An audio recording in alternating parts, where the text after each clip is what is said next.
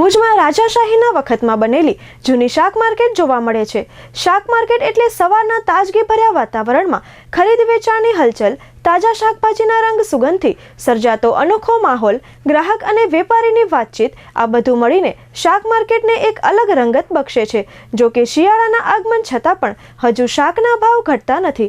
શિયાળો શાકમાં વટાણા, ગાજર, લીલોતરી શાકના ભાવો ઊંચા જોવા મળે છે। મોંઘવારીના કારણે શાકભાજીની ખપત ઘટી ગઈ છે અને લોકો ખરીદી ઓછી કરી રહ્યા હોવાનું શાકભાજીના વેપારીઓએ ચંચળ ન્યૂઝ સાથે વાત કરતા જણાવ્યું હતું। મારું નામ મોહમ્મદ અમીન છે। મારો શાકભાજીનો ધંધો છે। ત્યારે શિયાળામાં વટાણા અને એ જે સસ્તા હોવા જોઈએ એના ભાવ હાઈ ટોપ ઉપર છે। 40 જેવા ભાવ છે। હોલસેલ 100-120 રૂપિયાની બજાર નીકળે છે। ગાજર છે એ સસ્તા હોવા જોઈએ, એ મોંઘા છે। દેશી ટમેટા છે એની આવક ઓછી છે ને બહારથી જે ટમેટા આવે છે એ 80 રૂપિયા જ વેચાય છે। ગ્રાહકને ચોંકાતું લાગે છે કે શિયાળામાં આવી સબ્જી કેમ મોંઘી હોય। ટમેટા જેવી વસ્તુ જ્યાં 10 ને 20 રૂપિયા કિલો હોવા જોઈએ છતાં 80 રૂપિયા કિલો છે, એટલે ગ્રાહકને થોડુંક એવું લાગે છે કે આવું મોંઘું હોય, ઉપરથી જ માલ નથી, એના હિસાબે બહુ મોંઘું છે। વટાણા છે, તુવેર છે, વાલોર છે 120 ને એવી રેન્જમાં છે। વટાણા 40ની પાની રેન્જમાં છે।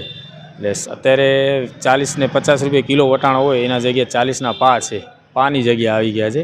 એટલે ગ્રાહકને થોડુંક મોંઘું વધારે લાગે છે।